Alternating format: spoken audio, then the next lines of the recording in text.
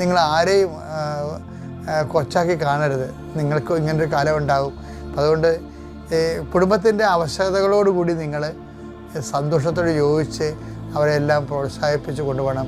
ആരെയും വേദനിപ്പിക്കുകയോ മാതാപിതാക്കന്മാരെ കൊച്ചാക്കുകയോ നിങ്ങളുടെ കാര്യങ്ങൾ നടത്താൻ വരുമ്പോൾ ചവിട്ടിത്തുള്ളി തോന്നിവാസം പറയുകയോ ചെയ്യരുത്.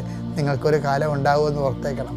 അതുകൊണ്ട് എല്ലാ മാതാപിതാക്കന്മാരെയും മക്കളുടെ കാര്യങ്ങൾ നിർവഹിക്കാൻ വേണ്ടി രാത്രിയും പകലും കഷ്ടപ്പെട്ടും വായ്പ ചൊരച്ചു പോലും കിട്ടാതെ സ്വയം ചെറുതായും ഈ ലോകത്ത് എനിക്ക് സ്വാധീനം പോലും ഇല്ലല്ലോ, തങ്ങൾക്ക് വേണ്ടി വാദിക്കാനും പറയാനും ആരും ഇല്ലല്ലോ എന്നൊക്കെ ഓർത്തിട്ട് എല്ലാ മേഖലകളിലും ഉള്ളവർ ഓരോ മേഖലകളിലും തങ്ങൾ കേമന്മാരാണെന്ന് കഴിയുന്നവർ പോലും അവരുടെ കഴിവുകേടുകൾ ചില സമയത്ത് നിസ്സഹായ തിരിച്ചറിയുന്ന കുറേ സ്ഥലങ്ങളുണ്ട്.